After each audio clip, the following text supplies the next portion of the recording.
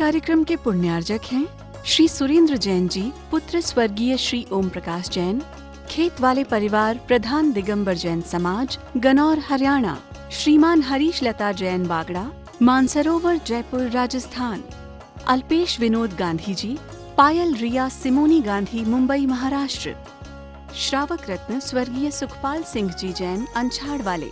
श्रीमती सरोज जैन, श्रीमती वीना जैन, श्री प्रवीण जैन, श्रीमती शेफाली जैन, श्री नवीन जैन, श्रीमती प्रीति जैन, श्री मनीष जैन, श्रीमती किरण जैन, श्री अरुण जैन, श्रीमती अलका जैन, श्री प्रवीण जैन, श्रीमती अंजू जैन, श्री नितिन जैन।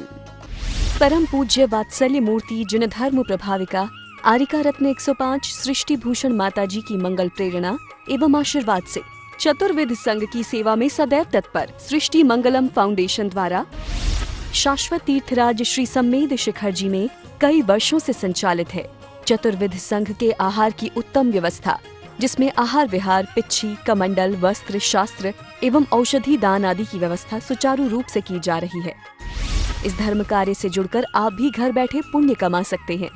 एक दिन की आहार व्यवस्था 2100 रुपए, सदस्यता 1 सप्ताह तक 11,000 रुपए, औषधि दान 11,000 रुपए, पिच्छी दान 11,000 रुपए, सदस्यता 1 वर्ष तक 21,000 रुपए, विशेष सदस्यता 31,000 रुपए, विशिष्ट सदस्यता 51,000 रुपए, अति विशिष्ट सदस्य 71,000 रुपए, संरक्षक 1,11,000 रुपए, शिरोमणि संरक्षक 2,11,000 रुपए। दान राशि निम्नलिखित खाते में जमा कराएं एवं अधिक जानकारी के लिए दिए गए नंबरों पर संपर्क करें। आपके द्वारा दिया गया दान धारा 80G के अंतर्गत कर मुक्त रहेगा। जैन धर्म की प्रमुख आरिका माँ सृष्टि भूषण माता जी, जो जन जन के कल्याण के लिए हमेशा तत्पर रहती हैं, जिन्होंने अभूतपूर्व धार्मिक एवं सामाजिक कार्य किए हैं, जिन्होंने दीन दुखी असहाय वृद्धों को सहारा दिया, जिनका शिक्षा के क्षेत्र में भी सराहनीय सहयोग रहा है, ऐसी पूज्य आरिका माँ सृष्टि भूषण माता जी वर्तमान में श्री महावीर जी अतिशय क्षेत्र राजस्थान में विराजमान है। आप सभी भक्तगण अधिक से अधिक संख्या में पूज्य माता जी के मंगल दर्शन का पुण्य लाभ अवश्य लें। अपनी संस्कृति को जो भूल जाते हैं, अपनी संस्कृति को जो भूल जाते हैं, वो खिले फूल भी एक दिन सूखी डाल से टूट जाते हैं। वो खिले फूल भी एक दिन सूख कर डाल से टूट जाते हैं। हमारी संस्कृति, भारत की संस्कृति ऋषि मुनियों की संस्कृति रही है।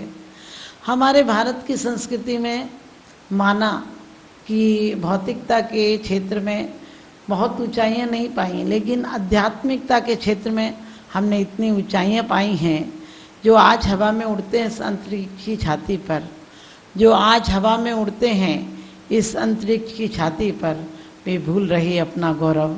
कल की पुराण की थाती में चिर शांति नहीं दे पाएंगे, अभिमान चलाएं थोता है, और इस बीत राग विज्ञान बिना विज्ञान आज का धोखा है। यदि विज्ञान ने, यूरोप ने, पश्चिमी सभ्यता ने हमें कुछ उड़ाने दी हैं, कुछ ऊंचाइयां दी हैं, कुछ हमारी दूरी कम की हैं, तो दिलों की दूरियां बढ़ा भी दी हैं। माना कि यातायात की समस्याएं समाप्त सी लगती हैं। दूरदर्शन के माध्यम से हमें लगता है कि हम लोग बहुत नज़दीक आ गए हैं। आज विदेशी के लोगों में बैठे हुए लोगों से हम बातचीत कर सकते हैं, उन्हें देख सकते हैं, लेकिन अपने आप को देखने की आंखें अंधी कर दी हैं। क्योंकि हमारी भारत की संस्कृति भले धीमी गति से चलती थी, उसका अर्थ था वहाँ के लोग संडे मनाते हैं, क्योंकि एक ही दिन सूरज निकलता है, इसलिए वो लोग संडे मनाते हैं। जिस दिन होता है सूर्य निकलता है, सन का मतलब सूर्य और डे का मतलब दिन, उस दिन त्यौहार मनाते हैं। हमारी संस्कृति पूरे दिन त्यौहार की है। हमारे यहाँ रोज सूरज निकलता है, माना कि इस तापमान के कारण हमारी ऊर्जा ज़्यादा खर्च होती है, इसलिए हम हर काम धीरे धीरे करते हैं। हम हर काम धीरे धीरे करते हैं, लेकिन हमारे जो काम होते हैं उसमें दुर्घटनाएं नहीं होती हैं। हमारे जो काम होते हैं वो संस्कृति को लेकर होते हैं, वो प्रकृति को लेकर होते हैं, वो शांति और सुख का रास्ता होता है उसमें। लेकिन आज जितने भी आविष्कार किए हैं, हमारे यहाँ वो आविष्कार होते थे कि चेतना को परमात्मा बना दिया जाता था, लेकिन आज वो आविष्कार हो रहे हैं जो 1 सेकंड में हमारी सुबह भी नहीं हो पाती जब तक लाखों मूक प्राणियों की गर्दन उतार दी जाती है। आज हमारे सभ्यता के नाम पर संस्कृति बिल्कुल चरमरा गई है। आज मन की हालत उस मधुमक्खी की तरह हो गई जहाँ एक सेकंड को भी शांति नहीं होती है। हमारा मन एक झील, शांत झील होना चाहिए, स्वच्छ आकाश होना चाहिए जहाँ की कोई तरंगे नहीं उठती हों, शांत चित्त हों। हमारी संस्कृति में आज विकृति आ गई है, क्योंकि कहते हैं आज संस्कृति के नाम पर विकृति आ गई है। सुबह से शाम तक ढहता है, तुझे अपने बच्चों का चेहरा भी याद नहीं रहता है। भाड़ में जाए ऐसी संस्कृति, ऐसी सभ्यता जो कि खुद से डरने लगी है तेरी आज बला।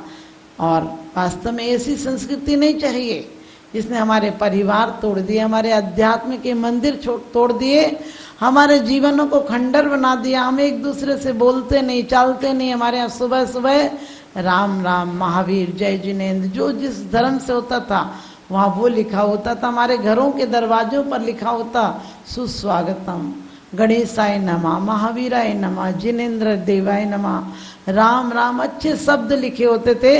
यदि कोई इस्लाम वाला भी होता था तो वो भी कहता था सलाम वाले हुकुम सलाम बोलता था।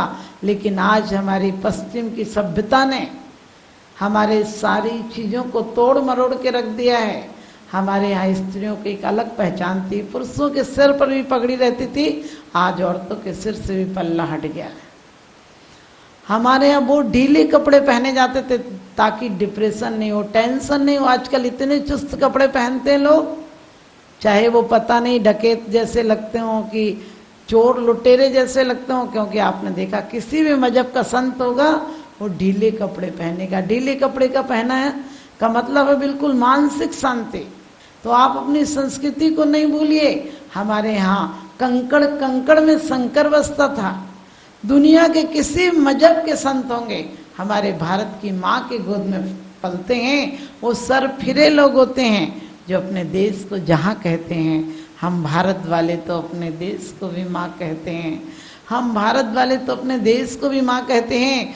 हमारी स्वतंत्रता पाने के लिए हमारे वीरों ने, हमारे स्वतंत्रता सेनानियों ने, हमारे जैन्स लोगों ने कितनी बलिदान दिए हैं, कितनी प्राणों की आहुति दी है। उसके बाद आज हमें ये दिन मिला है। लेकिन ये दिन हमें क्यों मिलना था? ये दिन हमें इसलिए मिला था कि ताकि हम भारत की गरिमा बढ़ा सकें, सत्य और अहिंसा की नीतियों को पानी दे सकें, उनके वृक्षों को और हरा भरा कर सकें और शांति से जी सकें। लेकिन आज हमारे देश में कुछ कुप्रथाओं ने, या कहना चाहिए कि आज दीवाने अंधे युवकों ने हमारे जीवन की, हमारी मान मर्यादाओं को तोड़ कर रख दिया है। हमारे यहाँ गो पालन की परंपरा थी। आज कुत्ता पाल सकते हैं लेकिन गो पालन नहीं कर सकते हैं।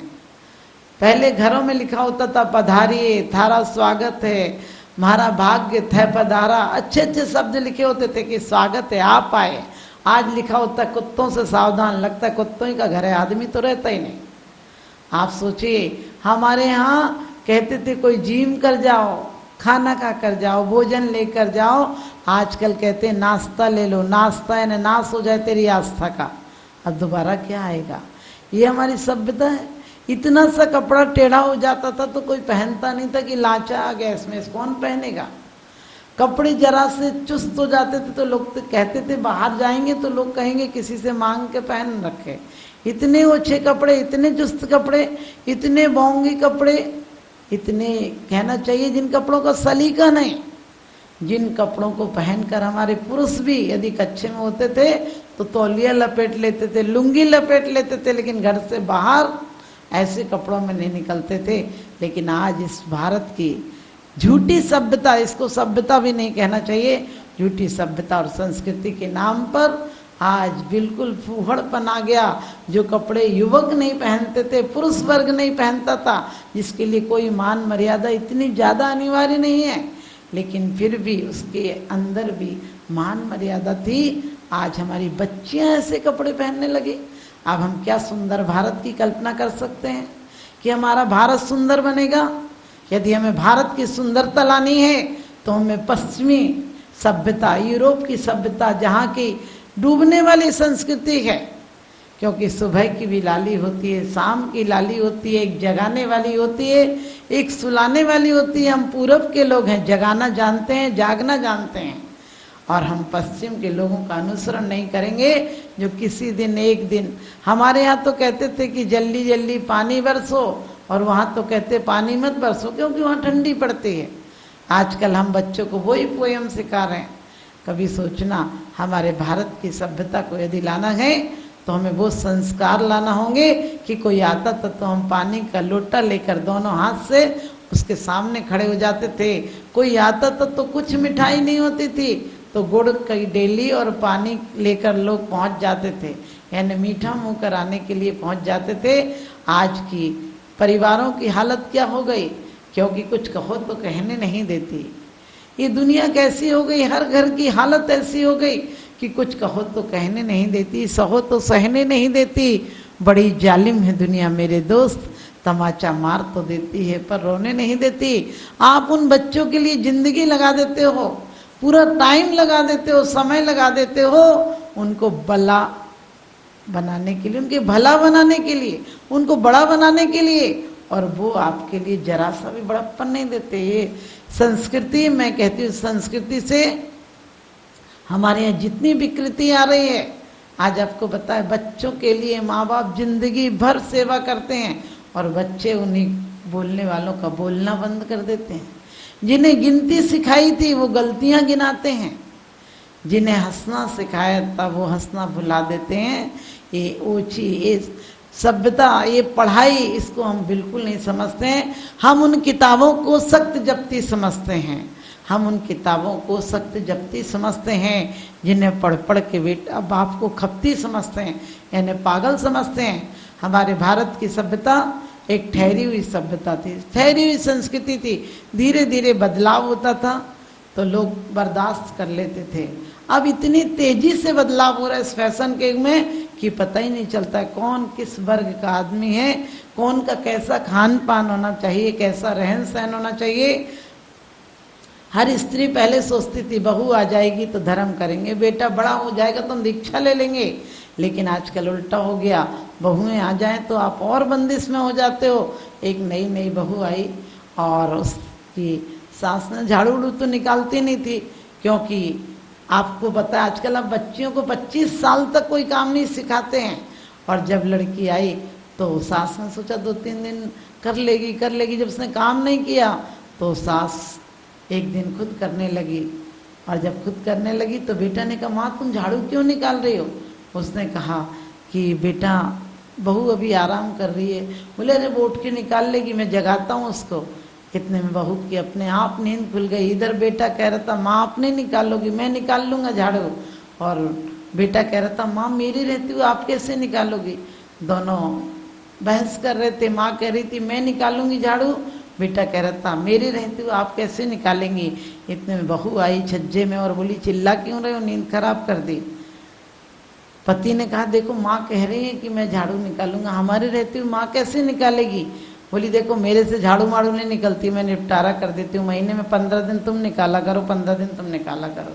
मंगलम बन के संगठन देता यह पैगाम है, सृष्टि मंगलम बन के संगठन देता यह पैगाम है। संघ चतुर्वेद की सेवा श्रावक का धर्म प्रधान है, संघ चतुर्वेद की सेवा श्रावक का धर्म प्रधान है। सृष्टि भूषण जी की प्रेरणा का ये शुभ परिणाम है, सृष्टि भूषण जी की प्रेरणा का ये शुभ परिणाम है। संघ चतुर्वेद की सेवा श्रावक का धर्म प्रधान है, संघ चतुर्वेद की सेवा श्रावक का धर्म प्रधान है।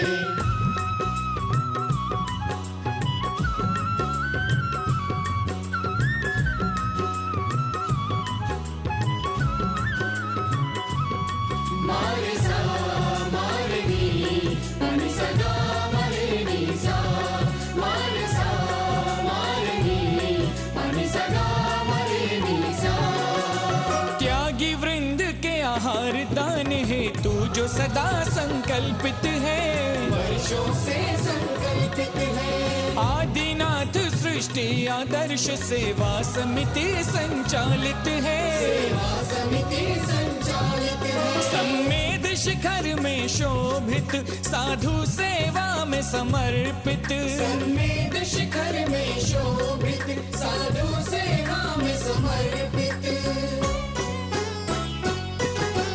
दूर करे साधकों की चर्या में जो भी व्यवधान है। दूर करे साधकों की चर्या में जो भी व्यवधान है। संघ चतुर्विध की सेवा श्रावक का धर्म प्रधान है। संघ चतुर्विध की सेवा श्रावक का धर्म प्रधान है।